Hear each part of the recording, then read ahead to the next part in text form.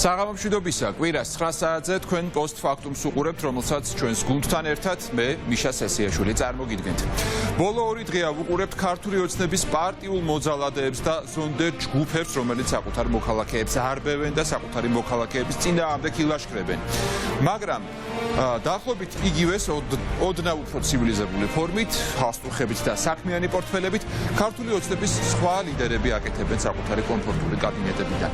ზონდერ ჯგუფებზე და მოძალადეებზე ჩვენ ცალკე რეპორტაჟში მოგიყვებით და გაჩვენებთ რა მანკიერი ფორმები მიიღო ქართული ოცნების ამ აგრესიულმა შტომ, მაგრამ მანამდე ქვეყნის მომავლის წართმევის კიდევ ერთი მცდელობა, რომელიც ხელისუფლების ანტიდასავლურ პოლიტიკას მოაქვს, რომელსაც ბოლო 1 წელია ივანიშვილის გუნდი ასე დაუფარავად დაადგა. შესაძლებლობების უნიკალური ფანჯარა, რომელიც რეგიონის გეოპოლიტიკურმა ძვრებმა და ცვლილებებმა მოიტანა, მართლაც ისტორიულ შანსს აძლევს ჩვენს ქვეყანას საბოლოოდ დაიმკვიდროს თავი მსოფლიო თანამეგობრობაში, როგორც სრულფასოვანმა სახელმწიფომ, შემდგარი დემოკრატიით, უსაფრთხოების და ეკონომიკური წარმატების მყარი გარანტიებით. ეს ფანჯარა ადრე თუ გვიან დაიხურება. იმის მაგივრად, რომ მართველი პოლიტიკური გუნდი აი ამ შესაძლებლობების რეალიზებით იყოს დაკავებული, ჩვენ ყოველდღიურად ვხედავთ სრულიად საპირისპიროს. ვხედავთ ქმედებებს, რასაც რეალურად მავნებლობა და ღალატი ქვია საკუთარი ქვეყნის და საკუთარი ხალხის. თუ კიდევ ერთხელ გადავხედავთ, რას აკეთებს ხელისუფლება ევროკავშირის კანდიდატის სტატუსის მისაღებად, აღმოვაჩენთ, რომ თითქმის ყველა პირობას მიზანმიმართულად აზიანებს მართველი პოლიტიკური პარტია, ანუ გამოდის, რომ ივანიშვილის რეჟიმი ცდილობს იმას, რომ ქვეყანამ არ მიიღოს ასეთი სტატუსი, ევროკავშირის კანდიდატი წევრი სახელმწიფოს სტატუსი. ის შემდეგაც ის საბოლოოდ რუსული ჭაობისთვის განწირული ტერიტორია აღმოჩნდება მხოლოდ და მხოლოდ და მაშინ არც დასასრული იქნება შორს. გადაობიჯებთ თუ არა იმ კარის ზღურბლს, რომელიც ბოლო რამდენიმე ასწლეულის განმავლობაში პირველად ყველაზე ფართოდ არის გაღებული. 21 საუკუნის ამ უმნიშვნელოვანეს კითხვაზე ემოციებისგან დაცლილი პრაგმატული პასუხი უარყოფითია. საქართველოს მთავრობა ევროპარლამენტის მიერ მიცემულ უნიკალურ შანსს უკრაინასთან და მოლდოვასთან ერთად გახდეს ევროპის ნაწილი ჰაერზე ანიავებს. იმისთვის რომ ვისაუბროთ კანდიდატის სტატუსის მიღების შანსებზე, ჯერ პირველ რიგში უნდა შევხედოთ, რას ემსახურება ზოგადად ეს მექანიზმი ევროკავშირის მიერ და რატო იყო დაჩქარებული ამ მექანიზმის გამოყენება საქართველოს, უკრაინა და მოლდოვის შემთხვევაში პოტენციურად. ამ მექანიზმის ამოცანა არის ერთის მხრივ დაიცვას მოწყვლადი დემოკრატიები რუსეთის მზარდი გავლენისგან, პოლიტიკური, სამხედრო უსაფრთხოების და ეკონომიკური გავლენისგან და მეორე წაახალისოს დემოკრატიული ტრანსფორმაცია. შესაბამისად, ამ მხრივ მოლდოვა და უკრაინა სწორი ტრაექტორიით მიდიან, ინსტიტუციურად შეიძლება ბევრი პრობლემები იქონეს, მაგრამ ტრაექტორია პოზიტიური დინამიკა აქვს. საქართველოს შემთხვევაში კი არის ნეგატიური დინამიკა. შესაბამისად, ნეგატიური დინამიკის პირობებში თუ კანდიდატის სტატუსი ხელს შეუწყობს სახელმწიფოს მიტაცებას და აი ამ ნეგატიურ დინამიკას, უნებრივია მაშინ არ არსებობს არანაირი ლოგიკა, რატო უნდა მისცეს საქართველოს, თუ არის ხელისუფლება, რომელიც ამას გამოიყენებს შემდეგ საქართველოს ჩიხში შესაყვანად და დემოკრატიული ტრაექტორიდან ასაცილებლად, მაშინ არ არსებობს არანაირი ლოგიკა, რომ ამ გზაზე რაიმე პროგრესი მივიღოთ. მართველი გუნდის ლიდერი თვლის, რომ ამ ეტაპზე კანდიდატის სტატუსის მიღების შანსი ზუსტად იმდენია, რამდენიც მისი არ მიღებისა.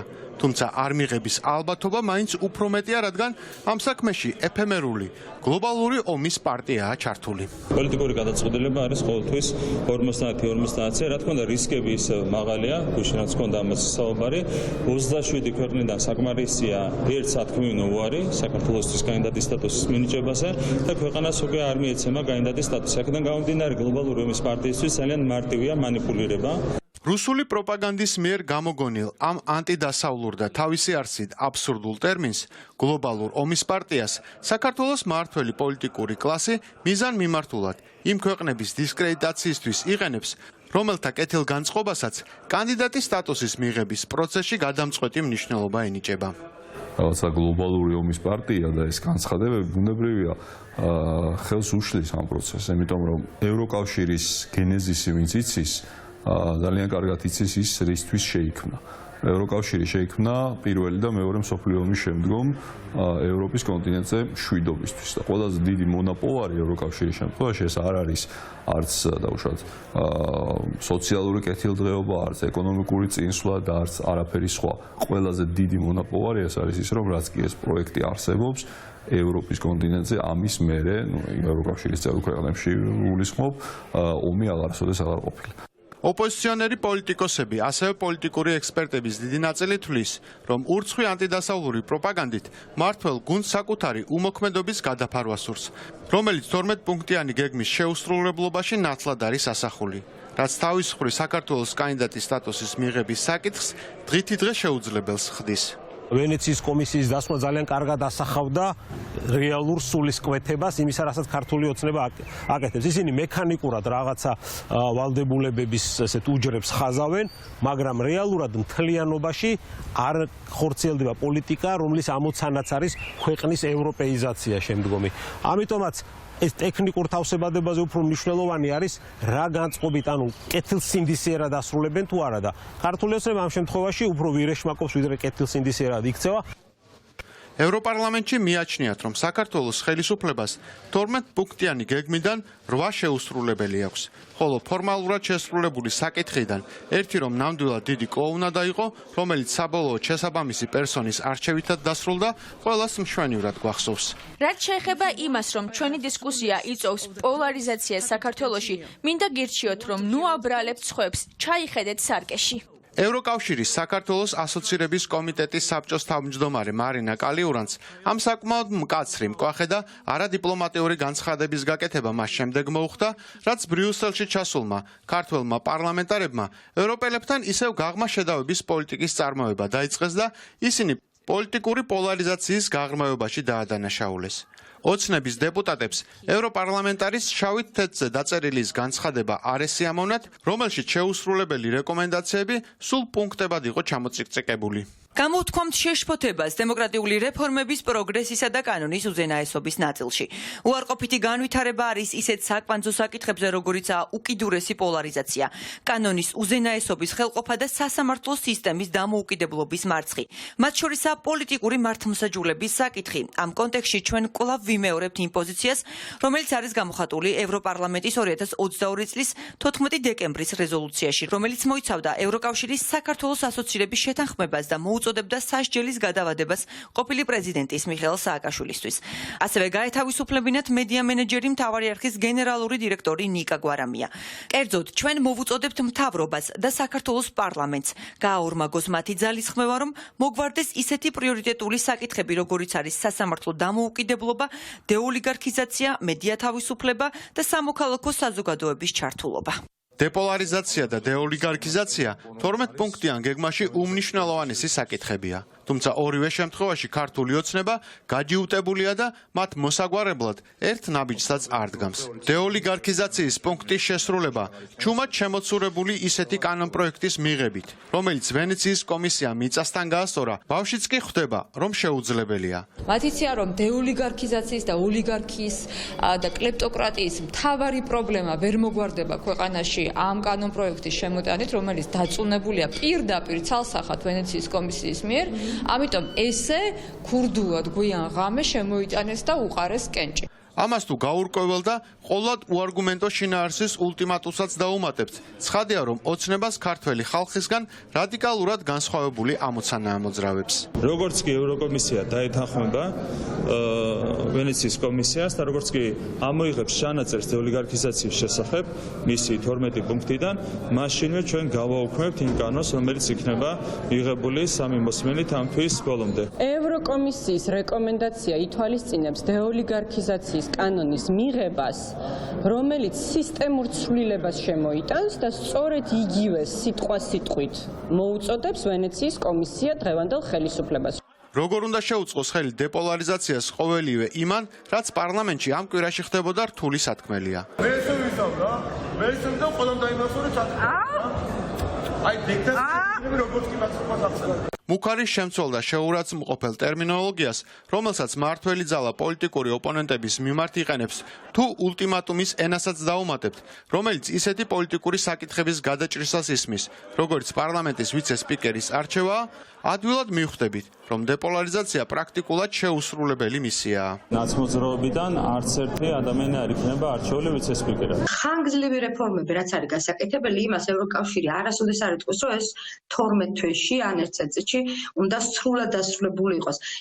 ისინი ელოდებოდნენ და ალბათ მართლა ფიქრობდნენ, რომ საკვანძო, აი ამ 12 საკვანძო საკითხზე გარკვეულ პროგრესს აჩვენებდა საქართველო. აქ საუბარი არის პროგრესის ჩვენებაზე, ხელშესახებ კონკრეტულ ქმედებებზე. მართლმსაჯულების რეფორმის ბოლომდე მიყვანა არ არსებობს, არ გამოვა ხო, იმიტომ რომ დრო არ აქვს მაგისთვის. უბრალოდ აქ მთავარია რომ იქ სადაც დრო არ ყოფნის, ჩვენ ვაჩვენოთ მოძრაობის სწორი ტრაექტორია. რომ რაღაც ნაბიჯებს დგავთ, განზრახვები არის, ხედვა არის და ამის განხორციელებას ვაპირებთ სამომავლოდ, მაგრამ უბრალოდ დრო არ ყოფნის ამისთვის, რომ ეს ბოლომდე მივიყვანოთ. შემდეგი მიმართულება ბუნებრივია ეს არის უკრაინასთან მიმართებით რა პოზიციონირება გვექნება და რამდენად როგორი იქნება ჩვენი რიტორიკა, როგორც უკრაინაზე, ასევე დასავლეთ ჩვენ პარტნიორებთან მიმართებით. ასე აქედან გამომდინარე მე ვფიქრობ, ეს ყველაფერი საერთო ჯამში შემდგომ უკვე ჩვენ გვაძლევს ერთიან სურათს და ამას ასევე ემატება ევროპული ღირებულებებისადმი ერთგულება. ევროპული ღირებულებები, ეს არის კანონის უზენაესობა, ეს არის კორუფციის წინააღმდეგ ბრძოლა, ეს არის ადამიანის უფლებების დაცვა და ასე შემდეგ და ასე შემდეგ. ასე რომ ამას ბუნებრივია, რომ საერთო ჯამში ამ დიდ სურათში ეს თითოეული დეტალი თამაშობს ძალიან დიდ როლს. ევროპელების მიერ მოცემული 12 რეკომენდაციიდან ოცნების მიერ შესრულებული პუნქტები შეიძლება ითქვას, რომ მეტწილად ტექნიკური ხასიათისაა. ყველა დანარჩენი შესასრულებლად კი პოლიტიკური ნების არსებობაა აუცილებელი. მოუგვარებელ პუნქტებს შორის ყველაზე მწვავედ პოლიტპატიმრების საკითხი დგას, რომლის გადაჭრას ქვეყნის ევროინტეგრაციის პერსპექტივას ძალიან დიდ პლუსს დაუწერდა. აუცილებელი არის სააკაშვილის და გვარამიასთან დაკავშირებული გადაწყვეტილება. თუ თქვათ ამას მთავრობა გააკეთებს, გაცილებით უფრო მეტად ასე თქვათ პოზიტიური შეფასება ექნება, ვიდრე ეს ზურაბაშვილი თუ გააკეთებს. ხო, ზურაბაშვილის მხრიდან დაფასდება ეს, მაგრამ ეყოფა თუ არა სტატუსის დადებით დასკვნას, ხო? აი ჩემი აზრით მთავრობამ რო გააკეთოს ნამდვილად უფრო დიდი მნიშვნელობა ექნება.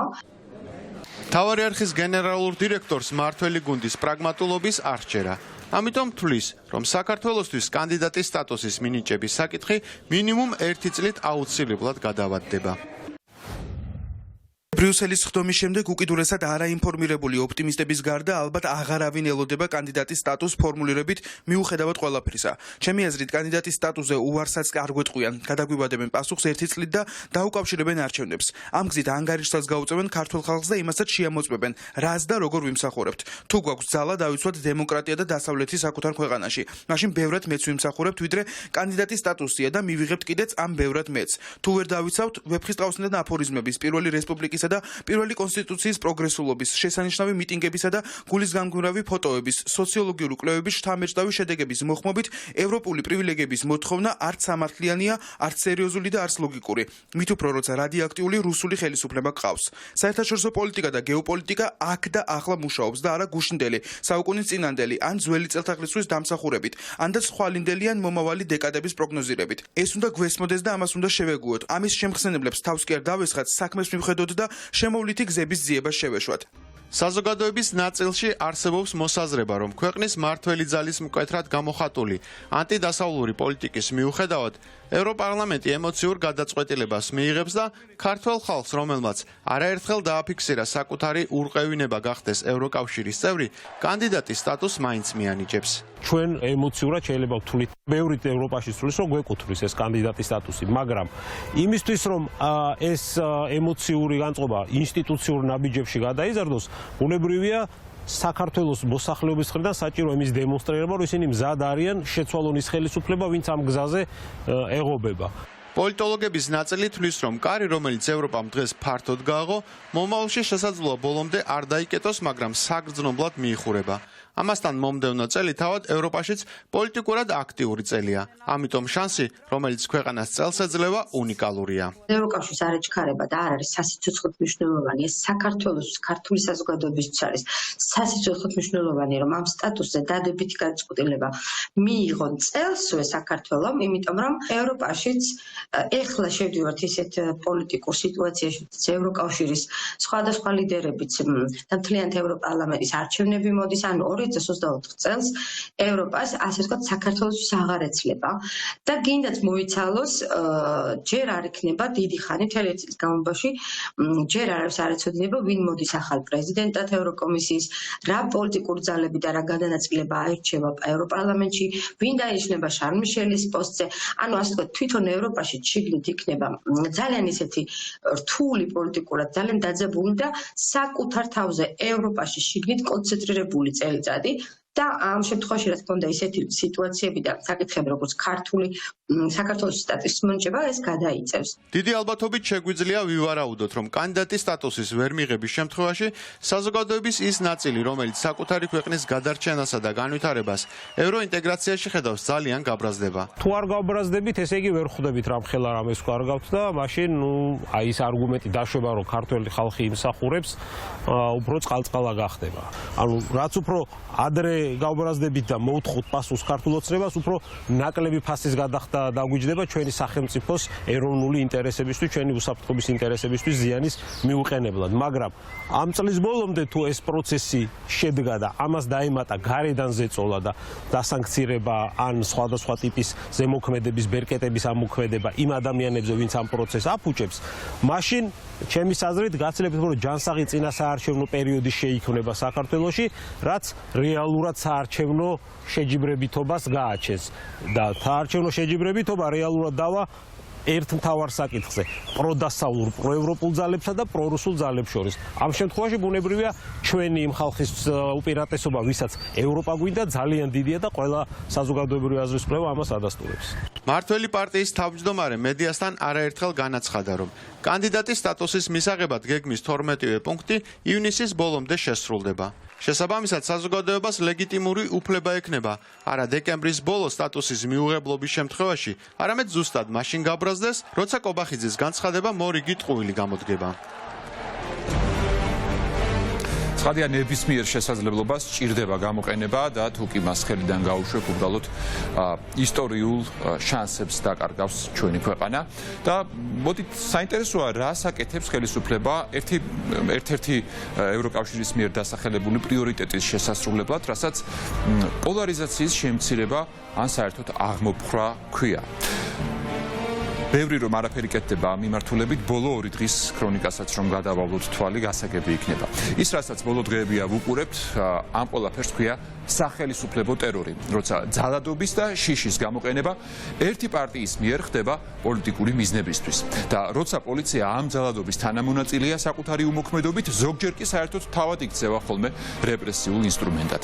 ქართული ოცნებისთვის ეს არც ახალი ხელწერაა და არც რაიმე განსაკუთრებული. ამას აკეთებს ივანიშვილის რეჟიმი ხელისუფლებაში მოსვლის პირველი დღეებიდანვე. მსგავსი სურათი მაგალითად ვნახეთ 2013 წლის 17 მაისს ერთი მოწვლადი ჯგუფის წინააღმდეგ, როცა ხელისუფლება ამ ჯგუფს ვითომ განრისხებული მოქალაქეების ხელით გაუსწორდა. წარმატებული რეპეტიციის შემდეგ იყო უკვე კორცხელის ცემატყება, როცა ვითომ გაბრაზებული მოქალაქეები ოპოზიციას ფიზიკურად გაუსწორდნენ, თუმცა რატომღაც ყველა ეს მოქალაქე ბრჭყალებში ოცნების აქტივისტი აღმოჩნდა და ამ ძალადობის შემდეგ არათუ დასაჯეს პირიქით თანამდებობებზე დანიშნეს. ოცნება იყო 5 ივლისის ძალადობის დამკვეთიც და შემსრულებელიც, რომელიც სისრულეში ვითომ რადიკალებმა და პუტინისტებმა მოიყვანეს, წინამდვილეში კი ჰაკიმ ფაშას სახელით ცნობილმა პრემიერმა ეს ძალადობა კონკრეტულად მედიაზე დაგეშა და წააქეზა. 7-8 მარტის მოვლენების შემდეგ რუსული საქმის კეთებაში მხილებულმა ხელისუფლებამ ახალი სამიზნე იპოვა, სადაც თვლის რომ ხარდამჭერებს ბევრს ვერ იპოვის და სჯობს დააშინოს. ახლა ხელისუფლების ძალადობრივი ჯგუფები იმ ახალგაზრდებს დევნიან, ვისაც ამ ქვეყნის მომავალი ეკუთვნის და ცინიკურია, რომ მომავალ თაობას ახლა მომავალს ართმევენ, ყოველ შემთხვევაში ცდილობენ რომ წაართვან. ეს ყველაფერი კარგად გაწერილი სცენარია.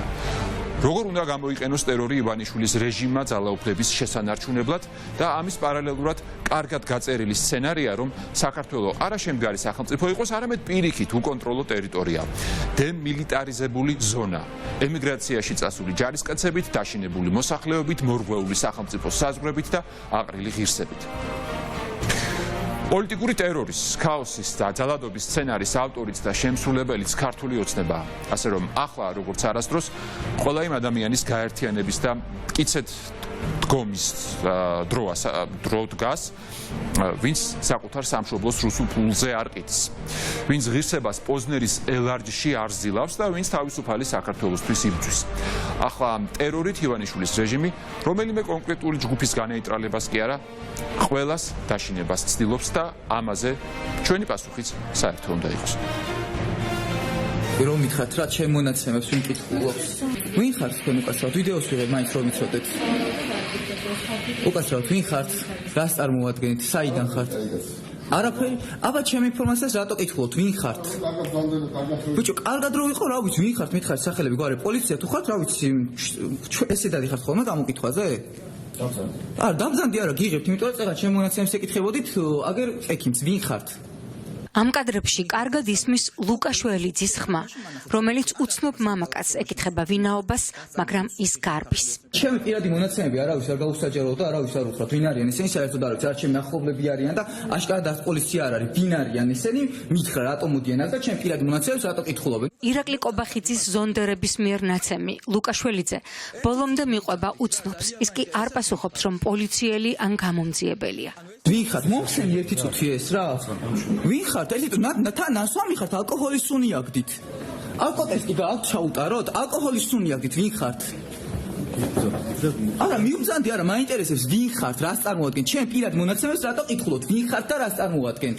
სტუდენტი ხვდება, რომ უცნობი კაცი ნასვამია. მოგვიანებით აღმოაჩენს, რომ ის შეიარაღებულია. იარაღი რატო გაქვს? იარაღით რატო არის მოსული შეთანე? იარაღით რატო არის შეთანე? თავარი არხის მიერ გადაღებულ კადრებში კარგად ჩანს საქამრაში ჩადებული ცეცხლსასროლი იარაღი ბუდის გარეშე. უცნობი საავადმყოფოსთან პატრულმა დააკავა და პოლიციელები მის პისტოლეტს ხელს აფარებდნენ. ცდილობდნენ იარაღი მთავარი არხის ობიექტივში არ მოხვედრილიყო. მოგვიანებით გაირკვა, რომ ნაცემი სტუდენტის შესახებ ინფორმაციის მისაღებად მისული შეიარაღებული კაცი კრიმინალური პოლიციის თანამშრომელი დავით კახნიაშვილი იყო. რა უნდოდა კლინიკაში? რატომ არ თქვა ვინ იყო და რატომ იყო ნასვამ მდგომარეობაში ინკოგნიტოდ მისული, გამოძიება ამაზე უნდა საუბრობდეს. მაგრამ ფაქტი ის არის, რომ საქმე თავად დაზარალებულის ლუკაშველიძის წინააღმდეგ აღიზრა, რომელიც უკრაინაში მებრძოლი ქართველი გმირის შვილია. ამ ერთი ისტორიიდანაც კარგად ჩანს, რომ საქართველო უკვე საშიშია ყველა თავისუფალი ადამიანისთვის, ვინც არ გახდა პუტინისტი და ივანიშვილის ზონდერებისგან განსხვავებულად ფიქრობს.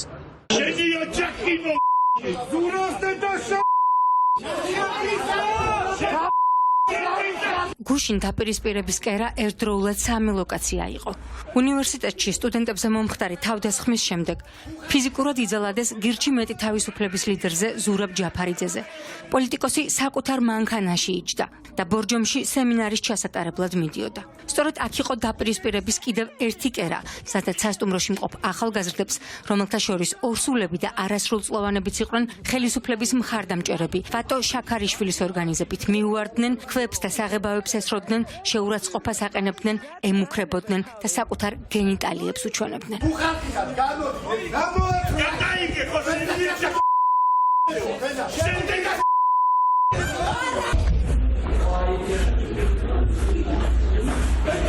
ზურაგით ჯაფარიძეს აზე უნდა წაიკითხა ჩემო კარგო ლექცია, როგორ ჩავიხადოთ შარვალი ტრის წინაშე, თქვენ უნდა გითხრათ მადლობა იმისთვის რომ გოგოებს აგინებთ. იმისთვის რომ ზურა ჯაფარიძემ აქ ვერ ჩამოაღწია. მე ვარ 4 წლის ბავშვთან ერთად ვარ მოსული. 4 წლის ბავშვთან. მოხდა ფეხებში. შენობაში გამოკეტილებმა დახმარება პოლიციას თხოვეს. ბორჯომის ცენტრიდან სასტუმრომდე ქართული პოლიცია 1 საათის განმავლობაში ვერ მივიდა.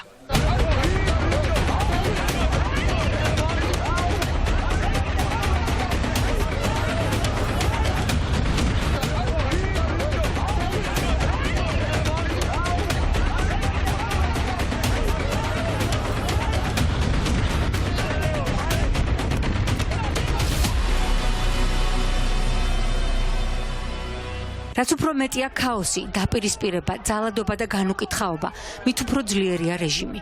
ყოველი ახალი სისხლის ზღვრის შემდეგ 2012 წლიდან დღემდე მით უფრო კარგად გრძნობს თავს ივანიშვილის ძალაუფლება და ხელისუფლება, რომელიც ყოველ წელს ახალისებს, ამყარებს სიძულვილს, თავდასხმებს და დაუსჯელობას. ძალადობა, რომ ივანიშვილის ხელისუფლების მთავარი მამოძრავებელი იმპულსი იქნებოდა, მისი ხელისუფლებაში მოსვლიდან რამდენიმე თვეში დავწმუნდით. პირველი 2013 წლის 8 თებერვალი იყო, როცა პრეზიდენტ სააკაშვილის ყოველწლიური ანგარიში ხელისუფლების მიერ ორგანიზებულმა ქუჩაში გამოსულმა ათასობით მომხრემ ჩაშალა. იძალა და ოპონენტებზე და ცხვირიდან სისხლი ადინა ქალებს და ყოფილი ხელისუფლების წევრებს. პოლიტიკური ოპონენტების წინააღმდეგ ეგრეთ წოდებულმა კონტრაქციებმა საბოლოო ჯამში ქვეყნის სახელმწიფოებრიობის ნგრევის ფორმა მიიღო. ძალადობაში ჩართეს სახელმწიფო მოხალეთა დიდი არმია. მათ ამარაგებენ ცოცხებით, მათ ამარაგებენ სიძულვილით, უქცევენ ყველას, ვისი აზრიც და პოზიციაც ივანიშვილს არ მოსწონს. მოედებული ხარ, იზოლადო, სამშობლოსთვის, იზოლადო გარდაიცვალა ერთი ადამიანი და რა ამბავში ხარ? ოთხი დუბი გამოგენათ რა. აი და გარეწერები რომ ვერ მოვლენ კაროჩე. დავკიდებ და ერეკლეს გიგინებენ. ხვალელიაში გიგინებენ კაროჩე. ერთი ოპოზიციონერმა ხარ ამოიღე ერეკლეზე კაროჩე. იმედი პარტიის დედა მივხსექსე მე, რომელიც კაროჩე ხელს მოაწერს იმაზე კაროჩე რომ ალღმები ჩაატან კაროჩე. აი ვინ არის? აი ვინ არის განაწარი კაროჩე წარმოგიდგენთ. პოლიტიკური ნიშნით ძალადობა, ოპონენტებზე ანგარიშწორება, მედიაზე ზეწოლა და თავდასხმები ქართული ოცნების ხელისუფლებაში მოსვლის შემდეგ წლიდან წლამდე სულ უფრო მასშტაბურ სახეს იძენს. მსოფლიოს ყველაზე დიდმა და გავლენიანმა სოციალურმა ქსელმა Facebook-მა საქართველოს ხელისუფლება პირდაპირ დაადანაშაულა სიყალბის გავრცელებაში. ეს 2019 წლის დეკემბერში და მაისში მოხდა. საერთო ჯამში წაიშალა 1000-ზე მეტი Facebook პროფილი. გამოვლინდნენ ბოტების ქარხნის ლიდერებიც. Facebook განცხადებაში ვკითხულობთ, რომ ეს იყო საგანგებოდ შექმნილი ქსელი იმისთვის, რომ ყალბი ინფორმაცია გაევრცელებინათ და შეცდომაში შეეყვანათ მომხმარებლები. ამ ქსელის უკან საქართველოს ხელისუფლება იდგა. ეს პრობლემები არაერთხელ მოხდა საერთაშორისო ანგარიშებში, მაგრამ რაც უფრო ხმამაღლა აპროტესტებს ხელისუფლების ძალადობას საზოგადოება, ქართველი ხალხი და დასავლელი პარტნიორები, მით უფრო დაუნდობელი ხდება სისტემა და სახელისუფლებო მეთოდები. ზედაზღვარი 2019 წლის 20 ივნისია. თარიღი, როცა რუსი კომუნისტის მიერ საკანონმდებლო ორგანოს სპიკერის სავარძლის ანექსიით აღშფოთებულ პატრიოტებს ხელისუფლებამ გავრილოვის სისხლიანი ღამე მოუწყო და ახალგაზრდების ამოთხრილი თვალებით გვიპასუხა. ეს იყო სამაგალითო დასჯა არა მხოლოდ იმ დღევანდელი დემონსტრანტების, არამედ ყველას, ვისაც პროტესტი აქვს ბიძინა ივანიშვილის მოღალატეობრივი პოლიტიკის, ქართული ოცნების კორუფციული სქემების, ჩამოშლილი ეკონომიკის, გაუფასურებული ლარის, დარღვეული ადამიანის უფლებების და ქვეყანაში გამოფებული შერჩევითი სამართლის მიმართ. 20 ივნისს მისი ხელისუფლებაში ყოფნის 7 წლის თავზე ქართულმა ოცნებამ დაასრულა ნაციონალური მოძრაობის 9 წლიანი ციკლი და შეავსო შეცდომათა და დანაშაულთა ყველა ის გრაფა, რომლითაც ოპონენტებს პოლიტიკურ დებატებში ხშირად უგებდა კიდეც. მაგრამ 20 ივნისამდე მისვლაში ხელისუფლებას დაეხმარნენ მისივე მომხრეები, როცა ამართლებდნენ ოცნების ძალადობას. მაგალითად რესტორან ლატრუფეს ინციდენტს, როცა ნაციონალური მოძრაობის წევრებს თავს ქართული ოცნების მომხრეები დაესხნენ და დასჯით არავინ დასჭილა. დაეხმარა საკუთარი პროკურატურა, როცა შესაბამისად არ დასაჯეს ზურაბ ჭიაბერაშვილსა და ნუგზარ ციკლაურზე სასტიკი სისხლიანი თავდასხმის შემკვეთები და შემსრულებლები. ქართული ოცნება მოკლა მისივე მოსამართლეებმა, როცა არ დასაჯა ღიად იდენტიფიცირებული კორცხელის ბანდა, რომელმაც არჩევნების მიმართ შიშს დაუდო საფუძველი, როცა ვადაზე ადრე გაათავისუფლა გივით არგამაძის წინააღმდეგ ტერაქტის ორგანიზატორები, როცა ოპოზიციურ ტელეკომპანიასთან მოაგზავნა თავისი მომხრეები და კრიტიკულ ჟურნალისტზე და არხის იურისტზე თავდასხმისა და ანგარიშწორების ამასრზემ ფაქტზე ნომინალური რეაგირება მოახდინა. ხალხი ქვეყნიდან გარბის 630,000 სოციალურად გაჭირვებული ადამიანი ყავს, ვინც შემწეობას იღებს. ყველა ამ პრობლემის მოგვარების უნარი მათ არ აქვს, ამ პრობლემის მოგვარება მათ არ იციან. შესაბამისად, ისინი არის გადასული წმინდა კლასიკურ რუსულ ტერორზე, რადიკალური ჯგუფების შექმნა, მიგზავნა და რაღაც შექმნა ილუზიის, თითქოს რაღაცა დაპირისპირება არსებობს მოსახლეობაში. სინამდვილეში მოსახლეობაში არანაირი დაპირისპირება არ არსებობს. მოსახლეობის აბსოლუტურ უმეტესობას უნდა ევროპული პერსპექტივა და იმ უზარმაზარი ფანჯარის გამოყენება, რომელიც ჩვენ გვაქვს და ზუსტად ამიტომ აუცილებელია, რომ რუსული ოლიგარქია რაც შეიძლება სწრაფად ჩამოაჩეროთ ხელისუფლებას. და ის საფრთხეს უქმნის ჩვენ მომავალს, ჩვენი შვილების მომავალს, ჩვენ ევროპულ პერსპექტივას. მე არ გამინახავს და გარეთ ალბათ გაინახავს. აბსურდული მიზეზით ციხეში გამოკატვამდე ივანიშვილის რეჟიმმა რამდენჯერმე სხვადასხვა მეთოდით იძალა და ნიკა გვარამიაზე. მისი განეიტრალების მორიგი მცდელობის შემდეგ ნიკამ ასეთი სახელმწიფოებრივი პოზიცია დაიკავა. მე მაგალითად ხარ რომ მკითხოთ, ის ვინც ასე იქცევა, იმას ანგარიში უნდა გაუსწორო აუცილებლად, მაგრამ ეს ჩემი პირადი ემოციაა, როგორც ადამიანის. ან პასუხის დაბრუნების მოთხოვნა, იმიტომ რომ მეც ესე მომექცნენ და მე ძალიან მინდა რომ გავსრისო ისინი, ვინც ესე მომექცენ, მაგრამ ეს არ არის ნორმალური. ეს ემოცია რო არ რეალისტეს. ამისთვის საჭიროა რომ სწორი რეაგირება მოახდინოს სახელმწიფომ, პოლიციამ და პროკურატურამ ეს ადამიანები მისცეს პასუხისგებაში. მე ვიცი, ვინ არის რეალური დამნაშავე. რეალური დამნაშავე არის დამკვეთი სისტემა. არადა თუ გავიხსენებთ, სწორედ ძალაუფლების დამარცხების და ადამიანის უფლებების დაცვის მოტივით მოვიდა ხელისუფლებაში ივანიშვილი ქართული ოცნების სახელით. ადამიანს თუ თავისუფალი განსხვავებული აზრი გაგაჩნია, მაშინვე მოგადგებიან, წაგართმევენ, დაგამცირებენ. ჩვენ ამას ყველაფერს შევაჩერებთ ხალხო.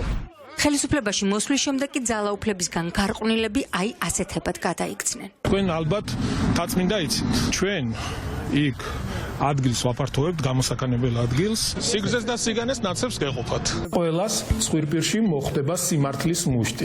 მივარდნების თავდასხმების კონტრაქციების და სისხლიანი დაპირისპირების კალკი რუსულია, მაგრამ ამ მეთოდების ავტორი და დამნერგავი ქართულ პოლიტიკაში ირაკლი ღარიბაშვილია. ქაოსი განსაკუთრებულ მასშტაბებს იძენს მაშინ, როცა რეჟიმს ძალიან უჭირს. მას ხან პატრიოტთა ალიანსის სახელით ახორციელებენ, ხან ალტინფოს, ხან დედისერთა ფაშისტის, ხან მამაშვილ ფალავანდიშვილების, ხანაც ლევან ვასაძის. ჩვენ მათ შეუგრავთ ხელებს. თამრებით, რომლებიც გვექნება თან. ბოლოს ხალხის ძალის სახელით შეუტიეს დასავლეთს. ახლა მათი ერთ-ერთი ჭუჭყის ლიდერი ვატო შაქარიშვილია, რომელსაც ისევე დაივიწყებენ, როგორც დანარჩენებს, რადგან იცვლებიან მხოლოდ პერსონაჟები, დამკვეთები და შემსრულებლები იგივე რჩება. ძალიან ბევრი სახელი ჰქონდა ამ ტიპის ძალადობრივ მოძრაობას და ბევრი ლიდერი ყავდა, ალბათ იმიტომ ცulis, რომ ასეთი ტიპის ძალადობრივი ორგანიზებული ჯგუფები არ არიან საზოგადოებაში პოპულარულები, ისინი არიან, ასე ვთქვათ, კოპირება იმ ძალადობრივი ჯგუფებისა, რაც არსებობს რუსეთში თუ სხვა, ასე ვთქვათ, ძალადობრივი სისტემის და რეჟიმის მქონე საზოგადოებაში და შესაბამისად იმის გამო, რომ ამ ჯგუფებმა ვერ მოიპოვეს პოპულარობა, ვერ გახდნენ, ასე ვთქვათ, სახალხო მოძრაობები, უბრალოდ საქართველოში როგორც ჩანს ცვლიან ახალ სახეებს, აჩენენ თითქოს რაღაცა ახალი ხდება, თუმცა ეს არის, რა თქმა უნდა, ის ძველი, რასაც ქართულმა საზოგადოებამ ძალიან ბევრჯერ უთხრა უარი. ბატონ ბიძინას უყვარს გათიშე და იბეტონეს პოლიტიკა და ზონდერ კომანდოსებიც ხანდახან ერთმანეთით უნდა დაკავდნენ. და არა მხოლოდ მეთოდებია რუსული, რომელსაც ხელისუფლება იყენებს, არამედ ის მიზანიც, რომლისგანაც ეს ხელისუფლება მიდის და ის მიზანიც, რომელსაც ეს ქაოსი, ძალადობა და ეს ხელისუფლების მიერ მართული პროცესები ემსახურება. ახლა, როგორც არასდროს, ჩვენი დამოუკიდებლობის ხანმოკლე 32 წლიან პერიოდში საზოგადოების ყველა წევრის მობილიზება და შემართება გადამწყვეტი მნიშვნელობისაა. ახლა რეალურად ჩვენი ქვეყნის დამოუკიდებლობაც და თავისუფლებაც დასაცავი და გადასარჩენია. ოცნების ფსევდოპატრიოტული, რელიგიური და კონსერვატიული რიტორიკის მიღმა რეალურად სწორედ კრემლის ინტერესი იკითხება, რომელიც საქართველოს იზოლაციონიზმისკენ უფიცგებს. ასე ღიად ცხადია, არავინ იტყვის, რომ პუტინის რუსეთს ემსახურება. რეალურად კი გლის პირისპირ მარტო დარჩენილ ქვეყანას, საერთაშორისო თანამეგობრობისგან იზოლირებულ ქვეყანას, რაც ემუქრება ალბათ ძალიან ადვილი მისახვედრია ნებისმიერი საღად მოაზროვნე ადამიანისთვის. გასულ კვირას მიხეილ სააკაშვილმა ქართულ პოლიტიკაში დაბრუნების შესახებ განცხადება გააკეთა, რამაც აზრთა სხვადასხვაობა გამოიწვია, მათ შორის ოპოზიციის რიგებშიც კი. კითხვები შეიძლება ბევრი გაჩნდეს და უნდა გაჩნდეს კიდევაც, მაგრამ საიდანაც არ უნდა შევხედოთ დღევანდელ მოცემულობას, საკითხი იმაზე უფრო მარტივად დგას, ვიდრე ოდესმე. დღეს ქვეყანას მართავს ხელისუფლება, რომელიც მზად არის საქართველოს ოკუპანტს ჩააბაროს, რომელიც თავისუფლებას ფულზე ყიდის, რომელიც წამსვლელია სამოქალაქო დაპირისპირების გაღვივებაზე და ამას ბოლო დღეები ავუყურებთ და რომელიც ლაჩრებს უწოდებს იმ გმირებს, რომლებიც საკუთარი სიცოცხლის ფასად ჩვენს ყველას სიცოცხლეს და ჩვენს საერთო სამშობლოს იცავენ. ბოლო წვეთი იყო იმ მოღალატეების აღლუმი, რომელიც ვიხილე გუშინ აჭარის უზენაეს საბჭოში. საქართველოს ღალატმა და გარუსების მცდელობამ შეაღწია უკვე ყველა დონეზე. მიუხედავად ჯანმრთელობის მდგომარეობისა, ვაპირებ ძალიან აქტიურად ჩართვას ქართულ პოლიტიკაში, უკრაინაში ჩართულობის პარალელურად. უკრაინის გამარჯვებას გულხელდაკრეფილი კი არ უნდა ველოდოთ, არამედ აქტიურად მოვაახლოვოთ, მათ შორის ჩვენი ინოვაციური და გაბედული ქმედებებით. დღეიდან ვაპირებ მონაწილეობა მივიღო ყველა სასამართლოში, სადაც ფიზიკურად შევძლებ. ასევე როგორც ყოველთვის მოვუწოდებ ყველა ეროვნულ ანტირუსულ ევროპულ ძალას ერთიანობისკენ, მათ შორის პირველ რიგში ჩემს მიერ დაფუძნებულ პარტიას ნაციონალურ მოძრაობას. ამ კვირაში სააკაშვილმა კიდევ ერთხელ განაცხადა ქართულ პოლიტიკაში მისი დაბრუნების შესახებ. თითქოს ახალი არაფერი. ის პოლიტიკოსია და ლოგიკურად ცდილობს იმ სეგმენტზე იაქტიუროს, სადაც მისი მოქმედების არეალია და რაც მთავარია, სადაც მოთხოვნადია. ანუ აქცენტირდეს საკუთარ ამომრჩეველზე. რატომ მან და მაინც ახლა, როცა მანამდე სააკაშვილის გარშემო ცნობები ძირითადად მისი სიცოცხლის გარშემო ვრცელდებოდა. ეს განცხადება კი ერთის მხრივ შეიძლება მოულოდნელიც იყო, მაგრამ არც თუ ალოგიკური. მოდით ამ საკითხს მივყვეთ. პირველი და მთავარი.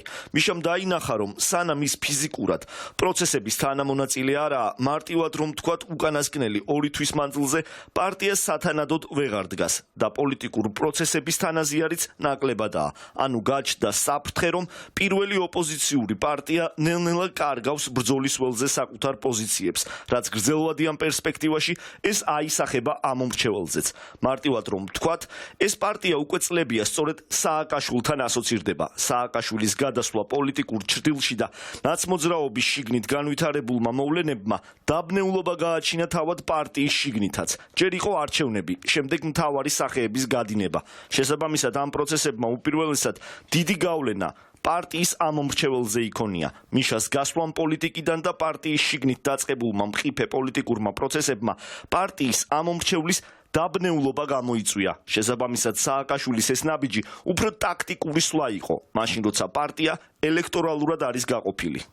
მოგესალმებით, პარტია არის ფაქტობრივად ელექტორალური თვალსაზრისით გაყოფილი, სერიოზული კითხვის ნიშნები არსებობს იგივე ხაბეიშვილის ლიდერობასთან დაკავშირებით, მე ესე ვფიქრობ, ხო?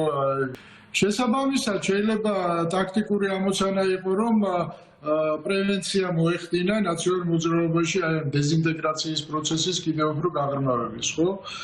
მაგრამ სტრატეგიულად მე მაინც ვფიქრობ, რომ მისი ბუნებიდან გამომდინარე, ნუ ეხლა ის ვერ იქნება პასიური, ხო? ეხლა მას ის პოლიტიკით ცხოვრობდა მუდმივად და რის საშუალებაც აქვს, იქ ცდილობს იაქტიუროს. მისი მხრიდან ეს აქტიურობა მე პირადად არ მიგვირს, ხო? მე გამიკვირდებოდა, რომ ის მას არ დაეწყო ამ ტიპის აქტიურობა.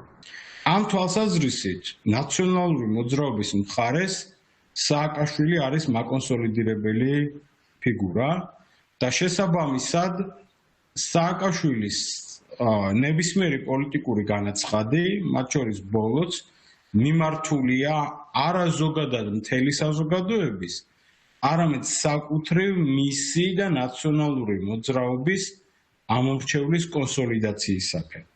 რა თქმა უნდა, ჩვენ საზოგადოებაში სააკაშვილის განცხადებებზე აკეთებენ შეფასებებს ისინიც, ვინც არც არასოდეს აძლევდა ხმას სააკაშვილს და ნაციონალურ მოძრაობას და არც მომავალში აპირებს. მაგრამ ასეთ ხალხს თუ ისინი არ არიან ამ რუსული საოკუპაციო რეჟიმის მხარდამჭერები. მათ უნდა ესმოდეთ, რომ მომავალი კოალიციური მთავრობაში განსხვავებულმა პოლიტიკურმა ძალებმა ერთმანეთი უნდა აიტანონ. ანუ სააკაშვილმა საკუთარ ამომრჩეველს ამ ნაბიჯით უთხრა, რომ ის არსად წასულა და მოახლოებულ არჩევნებამდე 1 წლით ადრე შეეცდება კონსოლიდაცია გაუწიოს შიგნით დაპირისპირებულ ჯგუფებს და ყველაზე მთავარი, პარტიაზე გულაცრუებულ ადამიანებს შეახსენა, რომ მოახლოებულ არჩევნებზე მათი აქტიურობაა მთავარი, რადგან მანამდე მისი პოლიტიკაში არ ყოფნა და პარტიაში მიმდინარე პროცესები აჩენდა განცდას, რომ შესაძლოა ის ელექტორალური ამომრჩეველი, რომელიც სწორებას საარჩევნო ყოფთან სწორედ სააკაშვილზე აკეთებდა და პარტიასაც მასთან აიგივებდა, შესაძლოა უბრალოდ აღარ მისულიყო არჩევნებზე. ანუ მარტივად რომ თქვა, მიშას ამომრჩეველი შეიძლება სახლში დარჩენილიყო არჩევნების დღეს. ეს ხმები კი ავტომატურად ოცნების ყურაბაში ჩაიყრებოდა. თუ ვინმე მას კიდე ეს მხარს უჭერს როგორც მიშას პარტიის თავმჯდომარეს. და არა როგორც კონკრეტულ პოლიტიკურ ფიგურას, ხო? მიშაზე დღეს პარაზიტირებს ქართული ოცნება და ნაციონალური მოძრაობა ორივე. მიშამ ეს უნდა დაინახოს და თუ შეუძლია რომ ვითარება კონტროლის ქვეშ აიყვანოს, უნდა აიყვანოს, მაგრამ არა ამ მოცემულობით რაც დღეს შეიქმნა, როდესაც ის უფრო манипуляციის ობიექტია, ვიდრე ესე რომ ვთქვა თვითონ მოქმედი მოთამაშე, თუ თქვა სააკაშვილმა, მაგრამ ბეც, ანუ შემდეგი ნაბიჯიც უნდა გვაჩვენოს. შეიძლება დღეს არ მოხდეს ეს მოხდეს ერთ კვირაში, მაგრამ მან უნდა იჩქაროს, იმიტომ რომ სხვანაირად ზიანდება მთლიანად პოლიტიკური პროცესი, ჩვენ უნდა გესმოდეს.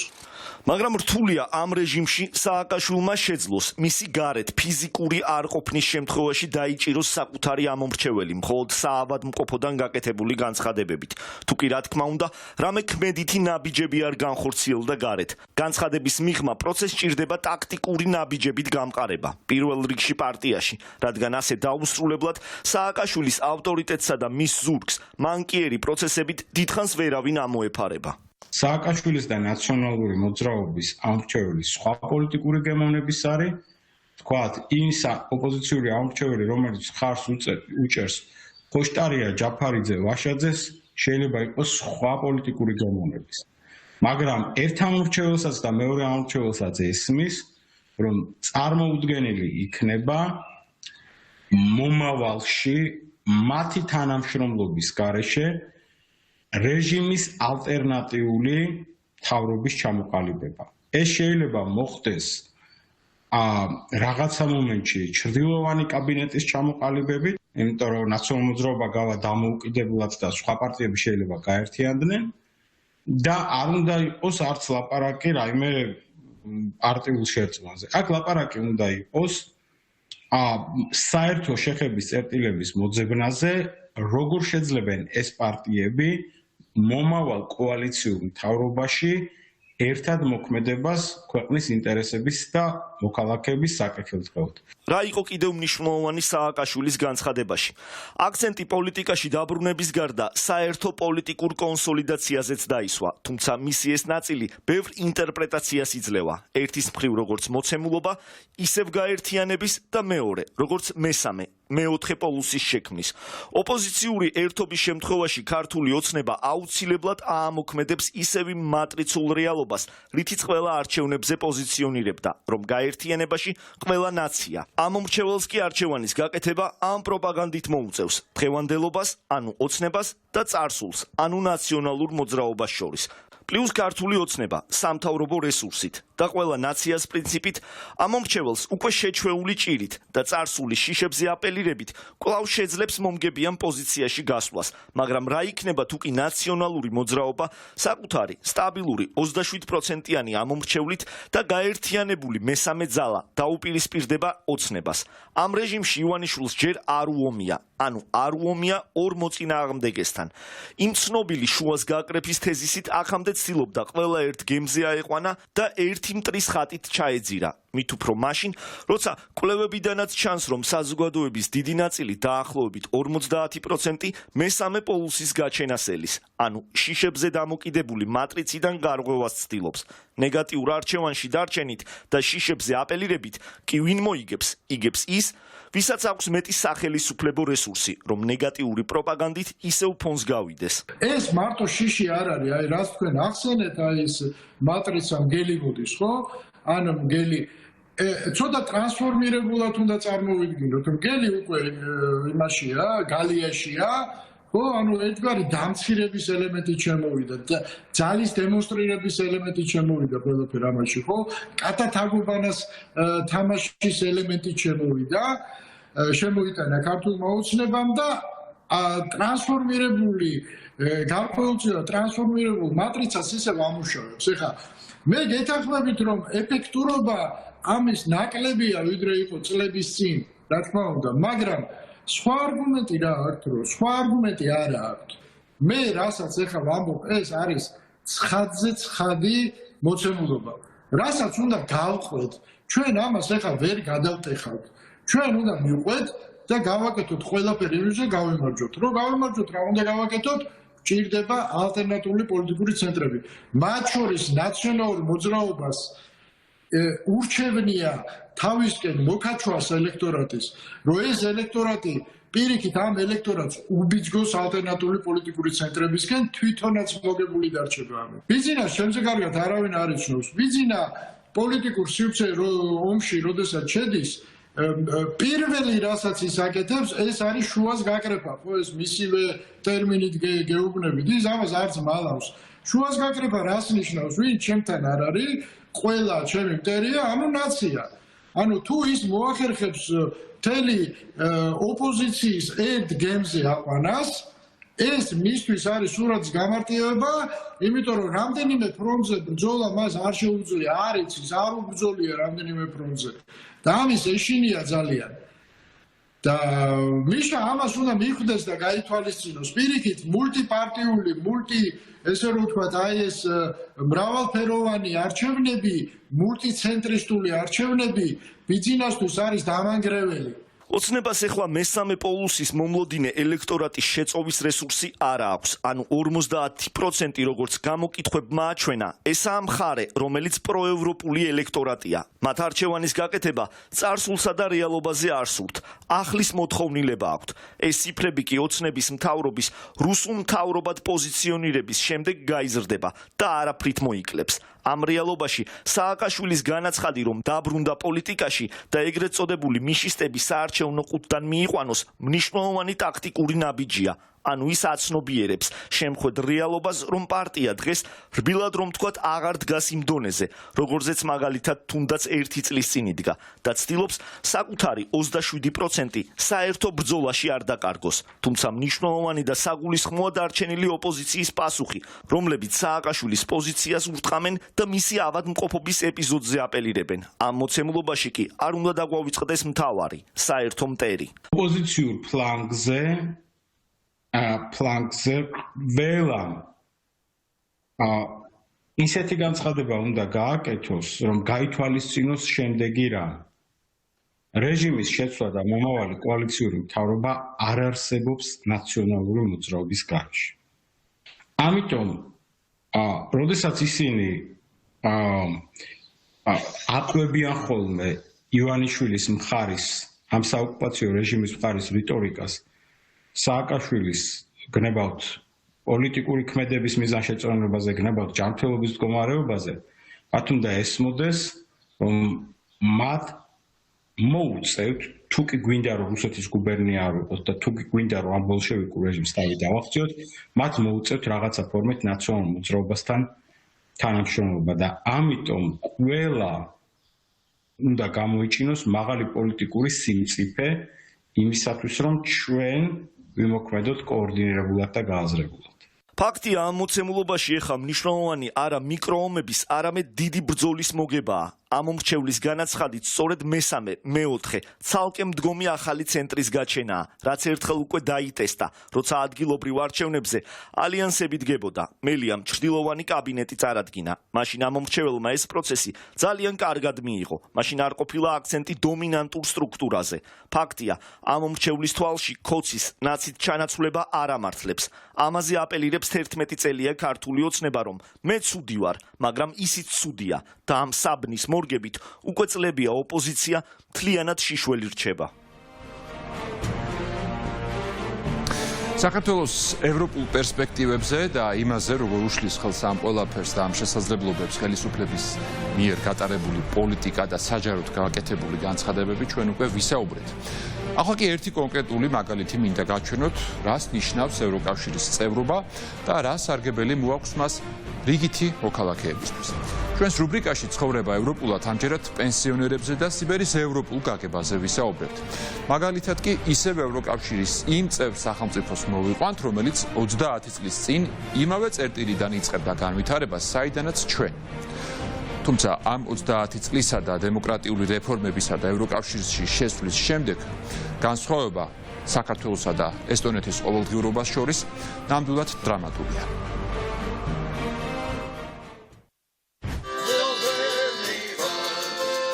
ეს მოხდა ბალტიის სამივე სახელმწიფოს ყველა ქალაქში. ამ კვირაში. საერთო მოგონებით 1941 წლის ივნისში ლატვიელთა, ესტონელთა, ლიეტუველთა მასობრივი დეპორტაციის აღსანიშნავად. დედაჩემის მამა შეძლებული გლეხი იყო. სტალინმა რომ დაიპყრო ესტონეთი, ყველაფერი ჩამოართვეს, სახლიც კი. ტყეში პარტიზანად წავიდა და ბოლშევიკებთან ბრძოლაში დაიღუპა. ეს კი მამაჩემის ოჯახია. მამაჩემი, ბაბუა და მისი ძმა.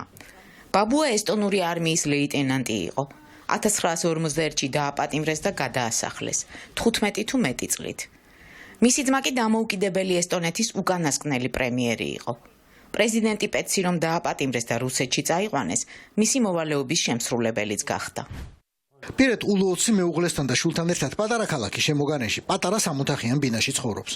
პრეზიდენტისა და პრემიერის დატოვებულისა აქაურობას არაფერი ეტყობა, ჩვენებური გაგებით და არც მინისტრისა.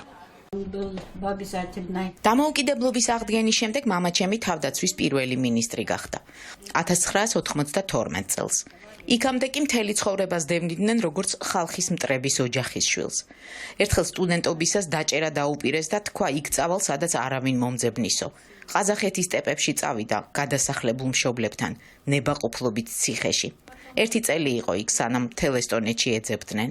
საკუთარ თვალს დაუჯერეთ, რამდენი ჩვენებური ყოფილი თავდაცვის მინისტრის ოჯახს წარმოიდგენთ ასე მოგზალებულად მცხოვრებს.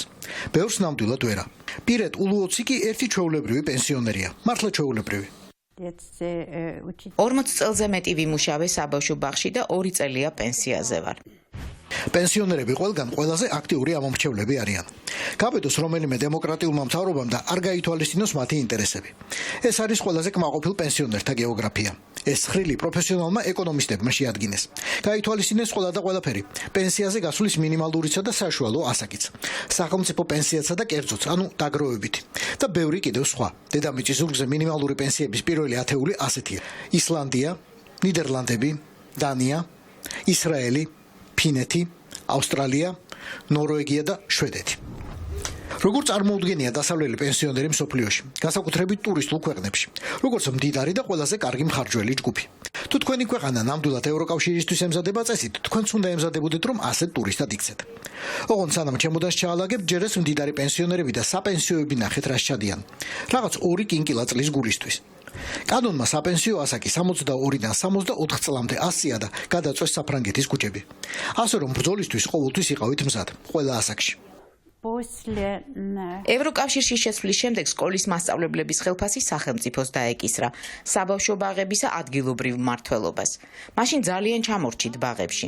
ბევრი პროტესტი და გაფიცვა დაგვჭირდა, რომ მთავრობა მიმხვდარიყო და ჩვენი ხელფასები სკოლის მასწავლებლების ხელფასთან გაეთანაბრებინა. პირეცსა და მის კოლეგებს ბრძოლა უღირდათ. 2 წლის წინ პენსიაზე გასული ამაში საბოლოოდ დარწმუნდა. ახლა სკოლებშიცა და ბაღებშიც მასწავლებლის საშუალო ხელფასი 1750 ევროა. პენსია 900 евро მაქვს. ბოლოს ყველაფერი არითმეტიკაა. ესტონეთი ევროკავშირის მასშტაბით არც ყველაზე მდიდარია, მაგრამ არც ყველაზე ღარიბი. ამ გაერთიანებაში არის მრავალი ქვეყანა, სადაც საშუალო პენსიონერი ესტონელზე მეც იღებს. კიდევ შეგვიძლია ვიანგარიშოთ ფულის მსყიდველ უნარიანობა კონკრეტული ქვეყნების მიხედვით. მაგრამ ეგ ყველაფერი უფრო იმიტომ ხდება მნიშვნელოვანი, რომ იცი, მან ან სხვამ 30 წლის წინ რით დაიწყო. დაიწყო იმავე წერტილიდან, საიდანაც შენ.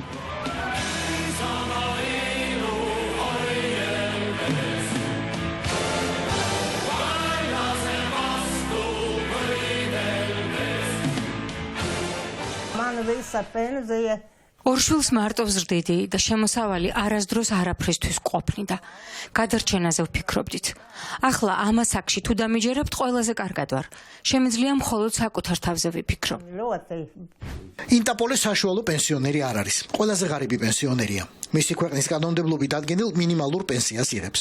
იმიტომ რომ მთელი ცხოვრება დავალანაზღაურებად სამსახურში მუშაობდა და პირველი პენსია, რომელიც უკვე დამოუკიდებელ ლატვიაში 1992 წელს აიღო, 15 რუბლი იყო. 15 საბჭოთა, ანუ რუსული რუბლი. სტალინი რომ მოკვდა, მუშაობა მაშინ დავიწყე. 40 წელი რომ ვიმუშავე, ხელფასი ბოლოს 97 რუბლი მქონდა. პენსია 15. ახლა ყოველ წელს ინდექსაცია უწევს. ხან 3 ევროს ამატებენ, ხან 10. წელს კი უცებ 100 დაგვიმატეს და 455 евро გამიხდა. თუ ევროპაზეა საუბარი, იქაც ყველაფერი დათვლილია. სახელმწიფო პენსიის ზომით ჩემპიონები ესენი არიან. ლუქსემბურგი პირველია 3562 ევროთი. მეორეა ბელგია 3160 ევროთი. მესამეზე ესპანეთი 2700 евро. შემდეგ მოდიან შვეიცარია, ლიხტენშტაინი, დანია, ნორვეგია, ისლანდია, საფრანგეთი და კვიპროსი. ამათგან როგორც ხედავთ, ყველა არ არის ევროკავშირის წევრი, მაგრამ ყველა ერთიანი ევროპული ბაზრის წევრია, რაც საბოლოო ჯამში განსხვავებას მინიმუმამდე ამცირებს. და ციფრებით მოწონს, რომ ევროკავშირის სინონიმად შეგიძლიათ სიმდიდრეც გამოიყენოთ, სოციალური დაცულობაც. ოღონდ მხოლოდ ამ მშრალი რიცხვებით ვერ იტყვით, რომ პენსიონერები ამ ქვეყნებში ამავე რიგითობის მიხედვით არიან უზრუნველყოფილნი. ბრიტანულმა კომპანია Ormond-მა განტოლებაში ცხოვრების ღირებულება შემოიტანა და როგორც ხედავთ, ადგილები ცოტა აირია. პირველ ადგილზე ავიდა ესპანეთი, სადაც სახელმწიფო პენსიის ოდენობა ცხოვრების ღირებულებას 407%-ით აჭარბებს. მეორეზეა ბელგია 376%, მესამეზე ლუქსემბურგი 360%. ამ ცხრილით უკრაინა მე-12 ადგილზეა, სადაც პენსია ცხოვრების ღირებულებაზე 53%-ით მეტია. გამდიდრებას არავინ არ ავისპირდება, მაგრამ ევროკავშირი ის გაერთიანებაა, სადაც მთელი ცხოვრების ნამუშევარი ადამიანებს არ ეკარგებათ. ამიტომ არც პენსიის ეშინიათ. Andres Ioala წელს 63-ი ხდება და სახლში დაждომა შეეძლება. გამოგიტყდებით, არც ვიცი, როდის უნდა გავიდე პენსიაზე. ჯერ არა, ჯერ ბევრი საქმე მაქვს. ხეზე მუშაობასა და ტექნიკას ვასწავლი. სკოლის მოსწავლეები მყავს, სხვა წრეებიც არის, ცხოველების მოყვარულთა, ორნიტოლოგიური. არის მოლაშქრეთა წრეები. მეორე სამსახურიც მაქვს, შენობების ტექნიკურ ნახაზებს ვაკეთებ. ჯერ აზომვა უნდა, შემდეგ კომპიუტერული გრაფიკის შექმნა. საბჭოთა დროსა და შემდეგაც ანდრესი ფოტოგრაფად მუშაობდა, მაგრამ დრო შეიცვალა. ყველამ რომ კამერა ან ტელეფონი ჩაიდო ჯიბეში, ეს საქმე იპოვნა. ეს ნებაყოფლობითი წრეებია იმ ბავშვებისთვის, ვისაც მართლა აინტერესებს. საკმარისად არიან, ცოტას თავად იხდიან, ძირითად ნაწილს კი ქალაქის მერია. შენობაც მუნიციპალურია, თუმცა თავის დროზე, როგორც მახსოვს, მისი მშენებლობისა და მოწყობის ხარჯების 90% ევროკავშირმა გადაიხადა. ევროკავშირის ფულით აშენებულ ბუნების სახლში ბავშვებისთვის ყოველთვიური გადასახადი ჩვენი ფულით 50 ლარზე ოდნავ მეტია. ეს შენობა ახალი გარემონტებულია და ასე გამოიყურება. სულ სხვანაირია, ენერგოეფექტური შენობა გახდა. ევროკავშირში ესტონეთი საწევროს იხდის და იქიდან გაცილებით მეტ ფულს იღებს. ამ ფულით ავაშენეთ და გავარემონტეთ სკოლები და ბაღები, გზები, ძალიან ბევრი დარგისთვის გვაძლევენ ფულს. მოემზადეთ მოულოდნელობებისთვის. სტატისტიკით ევროპაში მე-17 ადგილი უჭირავს შვედეთს, სადაც მინიმალური პენსია ცხოვრების ღირებულებას ბოლომდე ვერ ფარავს. შემდეგია გაგიკვირდება და მოლდოვა, რომელიც ფინეთზე ლამის ორჯერ ნაკლებს უხდის სახელმწიფო პენსიონერებს, მაგრამ კოეფიციენტით მაინც ოდნავ ჟოვნის ცხოვრების გაცილებით დაბალი ღირებულების გამო. ამ მონაცემებმა რომ არ დაგაბნიოთ, კიდევ ერთხელ უნდა ვთქვათ, აქ მოცემულია მხოლოდ სახელმწიფო პენსიების სტატისტიკა. ევროკავშირი ძალიან ბევრ ქვეყანაში კი მოქმედებს დაგროვითი სისტემაც, რაც როგორც წესი საგრძნობლად აჭარბებს სახელმწიფო პენსიას. კიდევ ერთი დათქმა, საცხოვრებელ ხარჯებში არ იგულისხმება ბინის ქირა. იმავე ცხრილში, რომელიც ზემოთ გაგაცანით, 26 ადგილზეა რუსეთი, სადაც პენსიონერები მინიმალური საჭიროების 37%-ს იღებენ. ბოლოს სომხეთია, ბოლოს წინა ჩვენი სამშობლო. აი როგორ გამოითქმის სტატისტიკურად სიტყვა ბედკრული. ქართული სახელმწიფო პენსიონერებისთვის იმის მხოლოდ 17%-ს იმეტებს, რაც საცხოვრებლად სჭირდებათ. ბალტიურმა სახელმწიფოებმა გამოიარეს ყველა ეტაპი. ისიც ჩვენ რომ უკვე უკან მოვიტოვეთ. ისიც ახლა რომ გავდივართ და ისიც წინ რომ გვიდევს. ოპტიმიზმს თუ არ დავთმობთ. თავიდან მათაც ღიად ეუბნებოდნენ, რა ევროკავშირი, რის ნატო, რა დაგიკარგავთ, რას ეძებდო. შემდეგ მათაც წამოუყენეს ბევრი რეფორმის პირობა და წლების განმავლობაში მისხალ უწონეს ყველაფერი შესრულებული და შეუსრულებელი. ბოლოს კი ხელი ჩამოართვეს და თავის გვერდით დაუდგეს კამი. ევროგაერთიანების წევრობა ვისთვის რით იწონება? ინტაპოლესთვის კი ნიშნავს მაგალითად ხორცს სუფში, რომელსაც ყოველ კვირას დიდი ოჯახისთვის ამზადებს და ყველას მასპინძლობს. ჩემი ორი შვილი ახლოს ცხოვრობს. სადილს ვამზადებ ყოველ კვირას და ვეძახი. სუფს ვაკეთებ, აუცილებლად ხორციან, სხვანაირს არ გეახლებით. მოდი კიდევ ერთხელ გაგახსენებთ, რომ ინტაპოლე ევროკავშირის არც თუ მდიდარი სახელმწიფოს ყველაზე ღარიბი პენსიონერია და აუცილებლად ხას უსვამ, აუცილებლად აქვს სუფში ხორცი. ყველაზე ღარიბი ჩვენებური პენსიონერების ამბავზე აქ ბევრი ლაპარაკი არ ღირს, მით უფრო მათ რაციონზე. რა თქმა უნდა, ეს პენსია ყველაფრისთვის არც მომყოფნის. მარტო ვცხოვრობ, მაგრამ შვილები მაინც მეხმარებიან. ხელფასი არასდროს ყოფნიდა. ყოველთვის მოყვავდა კარტოფილი, ჭარხალი, პომიდორი. როგორც პენსიონერს მაქვს შეღავათი ელექტროენერგიაზე და 20 евро სხვა კომუნალურ გადასახადებზე. ზამთარში მაძლევენ შეშას, გათბობის პრობლემა ერთიანად მომეხსნა. არ გიგონოთ ამ ხრივ სრული გამონაკლისები ვიყოთ. მშობლებზე ევროკავშირში ზრუნავენ და წარმოიდგინეთ, ბებია ბაბუები პენსიიდან ხანდახან ფულსაც ჩუქნიან შვილიშვილებს. ისინი კი სამაგიეროდ უსრულებენ სურვილებს, რაც თავის დროზე ვერ აისრულეს. ბებია ინტას ყველა ახლობელს მაგალითად ჩამოაქვს ჭიქები ქვეყნებიდან, რომლებიც მას არასდროს უნახავს. საბჭოთა დროს ერთხელ ვიყავი ერევანში სამსახურიდან. სულ ეგ იყო ჩემი მოგზაურობა. სად გქონდა სადმე წასვლის ფული? პენსიაზე რომ გავედი, მერე დავათვალიერე მთელი ლატვია. სამაგიეროდ მაქვს ჭიქები, 100-ზე მეტი ქვეყნიდან. ქართული ჭიქაც მაქვს. ვინც სადმე მიდის, იცის რომ უნდა ჩამომიტანოს, თორემ მე მაღაზიაში არ დავდივარ. ოჯახის წევრებს მოაქვთ ყველაფერი. მარტო პენსიით რომ ცხოვრობდე, დიდ მოგზაურობას ვერ დავგეგმავდი. სადმე სპაკურორზე წავიდოდი ხოლმე ახლო-მახლო ესტონეთში, ლატვიაში ან ფინეთში. მაგრამ პენსიამდე გვქონდა დანაზოგი და საკმაოდ ბევრს დავდივართ. მე და მეუღლე მოვიერეთ ევროპა. ამერიკა ჯერ ვერ მოვასწარით. ჩინეთში ვიყავით, ემირატებში, ზამთარში საქართველოში. ახლა მაროკოში ვაპირებთ. ყველგან ცალკე ანგარიშია, როგორ შეეფარდება პენსია კონკრეტული სახელმწიფოს შესაძლებლობებს. საბერძნეთი ამ მხრივ ჩემპიონია. პენსიებზე მთლიანი შიდა პროდუქტის 15.7%-ს ხარჯავს. მეორეა იტალია 15.4%. პოლონეთი და გერმანია 10.5%. ბოლოს კი ირლანდია 4.6%. აქ უნდა გავითვალისწინოთ, რომ ამ ქვეყნების მთლიანი შიდა პროდუქტი საგრძნობლად განსხვავებულია. განსხვავებულია პენსიებიც, მაგრამ ასად არც ერთ დემოკრატიულ სახელმწიფოში არ მისცემენ უფლებას პენსიონერს შიმშილით მოკვდეს. უფრო მარტივად, არ მისცემენ უფლებას მთავრობას ამდენის უფლება მისცეს თავს. დემოკრატიაში, პოლიტიკურ ევროპაში. საქართველოს ამბებს აქ დროებით ისევ გვერდზე გადავდებთ, როგორც რომანებში უყვართ ავტორებს უკეთეს დროებამდე. დღევანდელმა ქართველმა და ლატვიელმა პენსიონერებმა თავის დროზე საკუთარი შრომა როგორც წესი ერთ დიდ საერთო სახელმწიფოს მოახმარეს, მაგრამ დამოუკიდებლობის მოპოვების შემდეგ ლატვიამ და საქართველომ პენსიონერებს ეს შრომა სულ სხვადასხვანაირად დაუფასეს. განსხვავება ფულად გამოსახულებაში როგორც წესი 3 მაგი, 4 მაგი, ხანდახან 5 მაგიც არის. როგორც მიხვდით, ქართველი პენსიონერების სასარგებლოდ არა.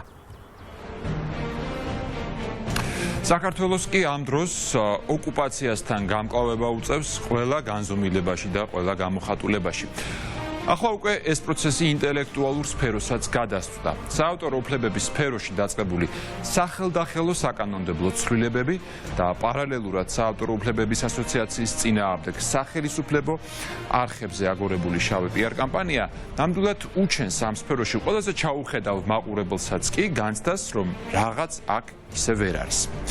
კვალიკი საბოლოოდ სახელისუფლებო გავლენების მქონე პირებთან და ოკუპანტ სახელმწიფოსთან მიდის. ხელოვნების სფეროში რუსულ ინტერვენციას კი საკმაოდ შორს მიმავალი და ჩვენი ქვეყნისთვის სახიფათო გეგმები აქვს.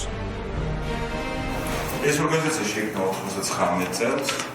9 წელს მოცემდავდა რაც ჩვენ ვართ.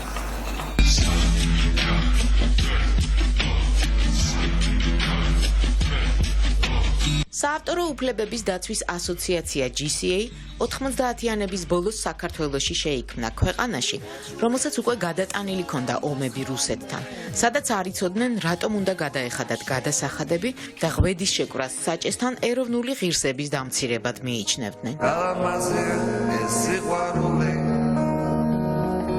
საავტორო უფლებების დაცვის ასოციაცია საკმაოდ დიდხანს ფორმალურად არსებობდა და ვერ ახერხებდა აეხსნა ვთქვათ რადიოსა და ტელევიზიისთვის.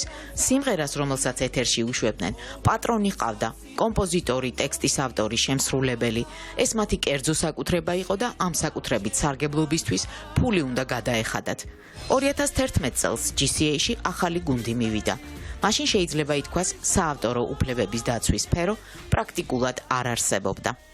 რითაც იზომება ზოგადად ეს სფერო არის ჰონორარი, რომელიც გროვდება ქვეყანაში ავტორებისთვის.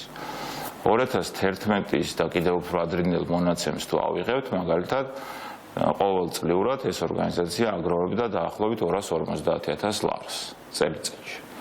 უკვე 2019 წელს მოხდა ის, რომ ჩვენ შევაგროვეთ 22-ჯერ მეტი 5,5 მილიონი ლარის ჰონორარი.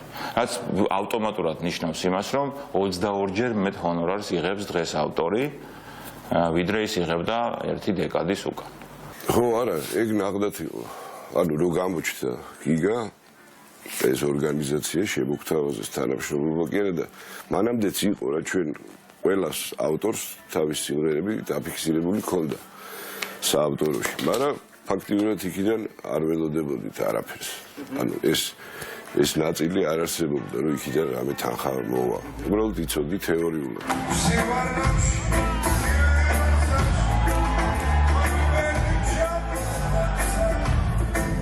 ნიაზ დიასამიძე ასოციაციის GCA-ის წევრია ჯერ კიდევ იმ დროიდან, როგორც კი ამ ნავში ჩაჯდა და საკუთარი თვალით აკვირდებოდა, როგორ ვითარდებოდა სფერო. ამას საკუთარ შემოსავლებზე გრძნობდა.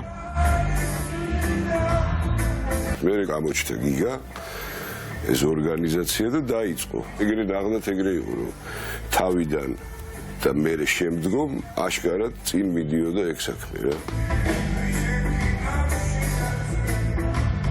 თვითონ ამ პროცესს ეტყობა დინამიკა და მაგით ეს ჩემთვის ერთ-ერთი მნიშვნელოვანი დეტალია, რომელიც კარგია თუ ამაზე დავფიქრდებით, რომ ესე იგი თვითონ ეს შემოსავალი იკლებს და იმატებს და იკლებს და იმატებს შენ შრომის მიხედვით და ეგ მე ვნახე ნახდათ.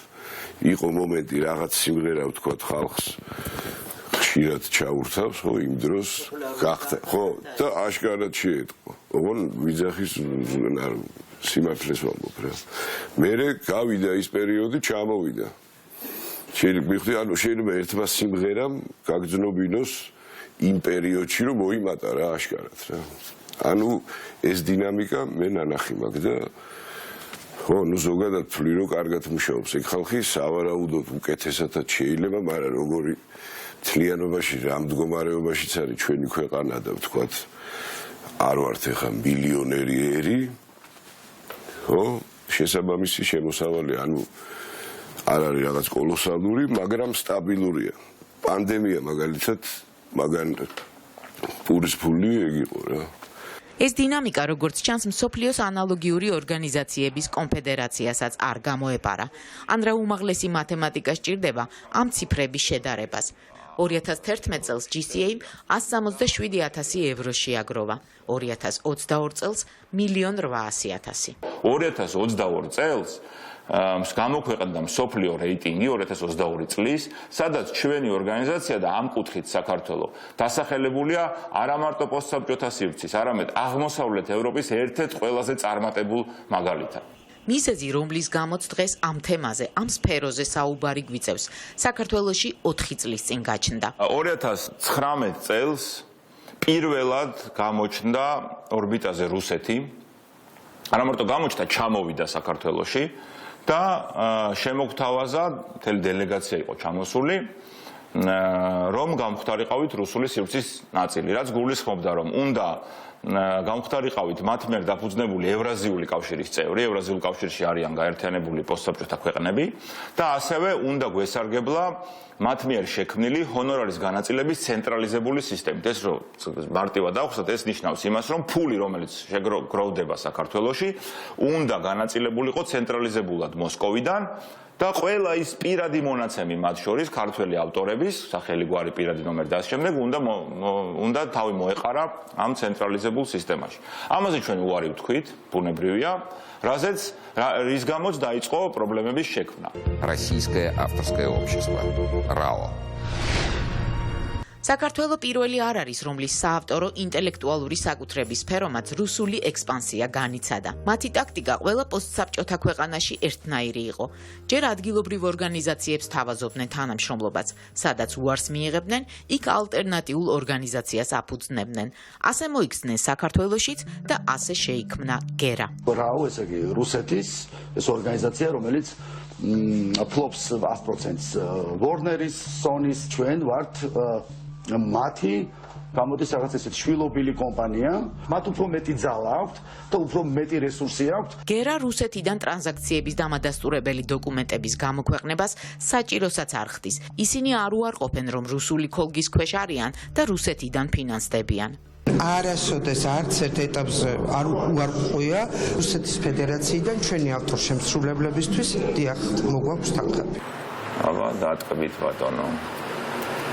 გერაში გადმოვედი თუ არა, თავისი დღგების და რაღაცების რაღაცით მე პირადად მე ავიღე 20,000 ლარი. რაც ნიშნავს კიდე? რაც ნიშნავს იმას, რომ რაც გამოვიყენ სლენგს დაავერბოვკეს ჯემალ სეფიაშვილი. აი მაგას ნიშნავს მარტივად. ჯემალ სეფიაშვილი ერთადერთი არ არის რუსული რაოს შვილობილმა გერამ საქართველოს საავტორო უფლებების ასოციაციის 2000-მდე წევრიდან დაახლოებით 150 მუსიკოსი გადაიბირა. თუმცა ჩვენ ვართ რუსები უკვე სადაცილოს ამბაზოზენია. თუნდაც რომს ვიყოთ.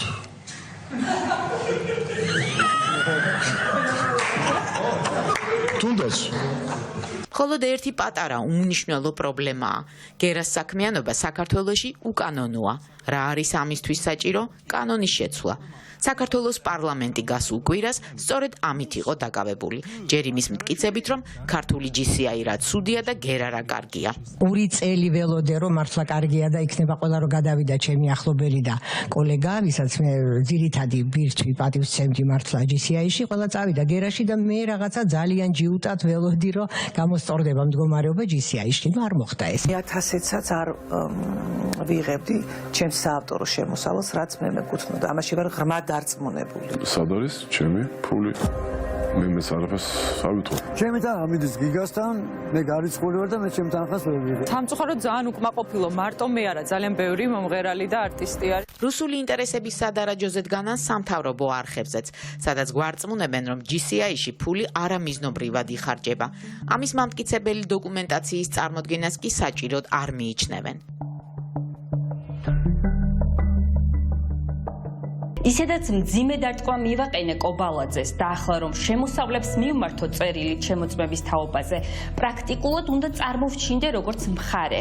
სტუდია მონიტორის გამოძიება ადასტურებს, რომ რუსეთის ინტერესების ლობისტი ლაშა ნაცვლიშვილია, ყოფილი მაღალჩინოსანი, ოცნების ყოფილი იდეოლოგი და თავადაც ერთგვარი ავტორი, სანიმუშოდ უტიფარი და ამაზრზენი მლიქვნელობის ავტორი. ივანიშვილი ხალხის მსახურების უკანასკნელი სიმბოლოა. მას არ ჭირდება ძალაუფლება, რადგან ის თვითონ არის ქართველების მორალური ძალაუფლების წყარო. მას არ ჭირდება ჩვენი ფული, რადგან ყველა ქართველზე უფრო მდიდარია. მას არ ჭირდება გალავანი, რადგან ლაშა ნაცვლიშვილი ალაგებს რუსების საქმეს შემოსავლების სამსახურთან, საქპატენტთან, პარლამენტთან. კანონში საავტორო და მომიჯნავე უფლებების შესახებ წერია, რომ ასეთი ტიპის ორგანიზაციას ლიცენზია ენიჭება იმ შემთხვევაში, თუ კი ის კავშირშია მსოფლიოს ანალოგიური ორგანიზაციების ნახევართან მაინც. ქართულ GCI-ს 250 ასეთ ორგანიზაციასთან აქვს კონტრაქტი, რუსულ გერას მხოლოდ რუსეთთან. ამიტომ კანონში შეაქვთ ცვლილება, რომლის მიხედვით ლიცენზია შეიძლება მიენიჭოს იმ ორგანიზაციასაც, სადაც ქართველი ავტორებისგან შემსრულებლების ნაწარმოებები ყველაზე მეტად ჟღერს. ახალი კრიტერიუმი ამბობს, რომ ორგანიზაციას მიენიჭება აკრედიტაცია, თუ მას ექნება თუნდაც ერთი ისეთი ხელშეკრულება, ისეთ ქვეყანასთან ხელშეკრულება, სადაც გამოიყენება ქართული რეპერტუარი. ანუ რომ გადავთარგმნოთ ძალიან მარტივად, ერთი ქვეყანა, სადაც გამოიყენება ქართული რეპერტუარი, არის ჩვენი ჩრდილოელი მეზობელი. ანუ რუსეთთან ხელშეკრულება შეიძლება გახდეს ერთადერთი ხელშეკრულება საფუძველი, რომ ორგანიზაციამ მიიღოს აკრედიტაცია. ასეთი ჩანაწერი არსად მსოფლიოში არც ერთ ქვეყანაში არ გვხვდება. და საერთოდ როგორ უნდა განისაზღვროს, სად ჟღერს ქართული უფრო მეტად. შესაძლოა ისევე, როგორც პრემიერის მიერ შეთხზული სტატისტიკა რუსეთში ქართველი მიგრანტების რაოდენობის შესახებ. რატო რა ოპერა რუსეთშია ყველაზე პოპულარული? ანუ ჩვენი ოპერის მომღერლები თელ მსოფლიოში უსმენენ. ანუ ეგ არგუმენტი ჩემთვის არ არსებობს. ქართული მუსიკა ყველაზე პოპულარულია რუსეთში, ეს წინადადება არ არის სწორი.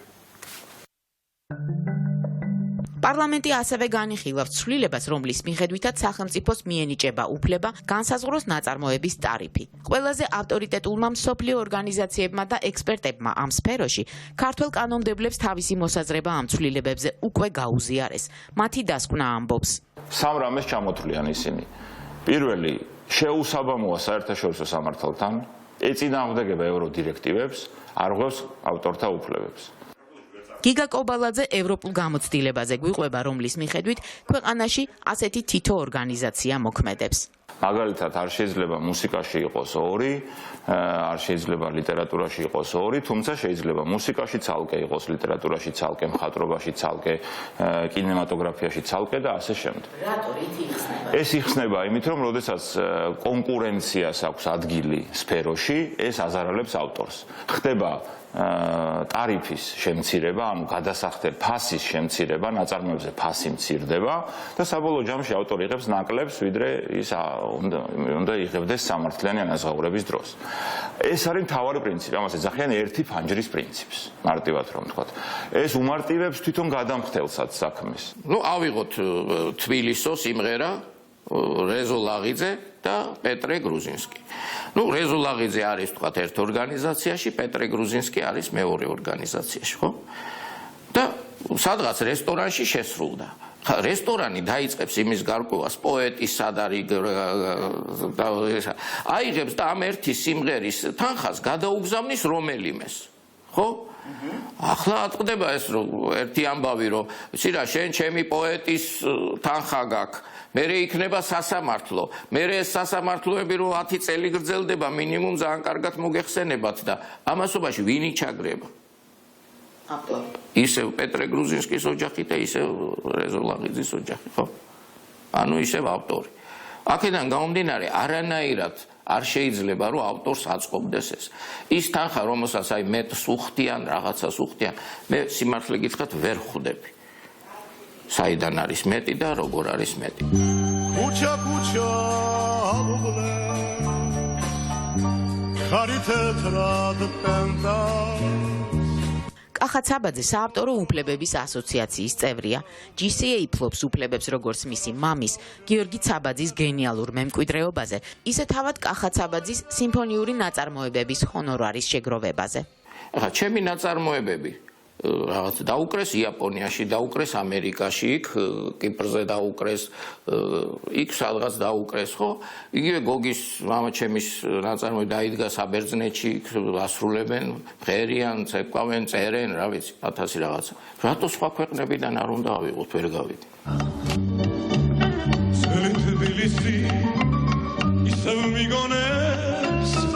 მე მესმის რომ თქვათ მამაჩემის ნაწარმოები გაცილებით ალბათ მეტი სრულდება ვიდრე ნებისმიერი სხვა კომპოზიტორის ახლა რაღაცა გარკვეული რაოდენობის გარდა, იმიტომ რომ არის დაკავშირებული ნანი ბრეგვაძესთან, არის ვახტანგ კიკაბიძესთან და ამის გამო თორემ ხა მამაჩემის ნიჭის გამო არ ვამბობ, იმას თავისი ეყოფა. ხო და ჩემთვის ღირსების საკითხი.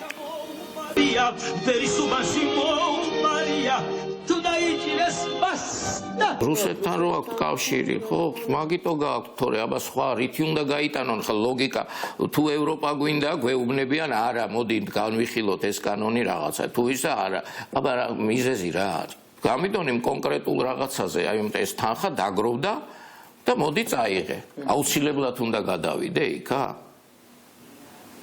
რატო რა ულტიმატუმია ვერ გავიგე. შენ თუ შეაგროვე, ჩემი თანხა მომეცი. ჩვენ ხომ რა გვინდა? ჩვენ გვინდა რომ სოფლიო სტანდარტებს მიუახლოვდეთ. შესაბამისად რატომ უნდა გამოვიგონოთ რაღაც ახალი ველოსიპედები?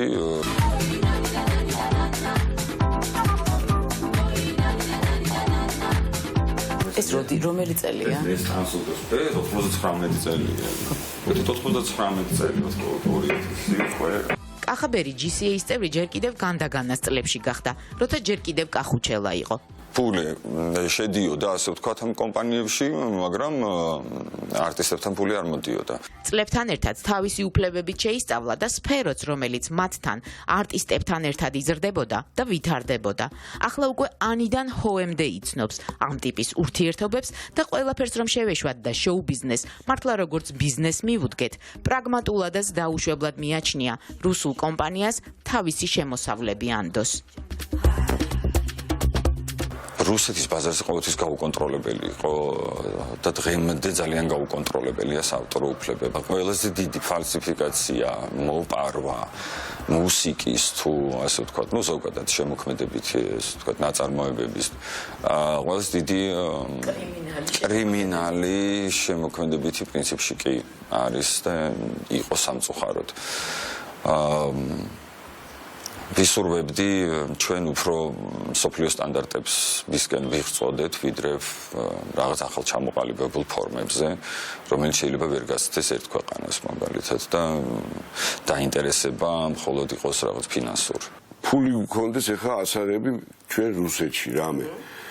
როგორ ფიქრობ, რომ ზუსტად გაარკვევ შენ რამდენი გაქვს ასაღები რუსეთში, რამეს ზუსტად გაარკვევ საერთოდ. კაი, ამიტომ ეგ თემა არ მაინტერესებს საერთოდ. გესმის რამდენი უსმეს თუ არ უსმეს, იქ ვიცი რომ რა ქვია მაგას ნამდვილ ამბავს ვერ გავიგებ რუსეთში მე.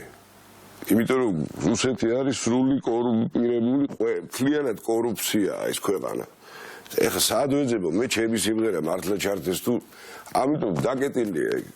არ მაინტერესებს იქ რამდენი არის, იქ აღარ მაინტერესებს რა თემაში.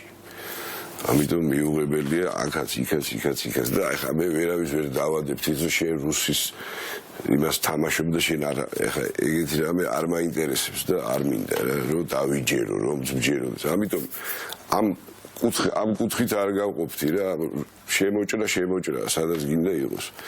მეც ხომ უნდა წავიდე 100 წლის მერე და რანაირად ჩავხედო იქ მამაჩემს თვალებში. როგორც ჩიდი კალიაში რუსული გერას შემოთავაზებას ქართველი მუსიკოსების 90%-ზე მეტმა უარი უთხრა. კახა ცაბაძისთვის მათ არ მიუმართავთ. 2008 წლიდან მოყოლებული მისი განწყობა წინასწარ იყო ცნობილი გერას ფაქტობრივი მფლობელი ორგანიზაციისთვის რუსეთში. დავიწყოთ იქიდან, რომ მე ოფიციალურად მაქვს რუსეთთან გაგზავნილი, რომ არ მინდა მაგათი არანაირი თანხა რა. არ ვიღებ მე რუსეთიდან არანაირ თანხას რა.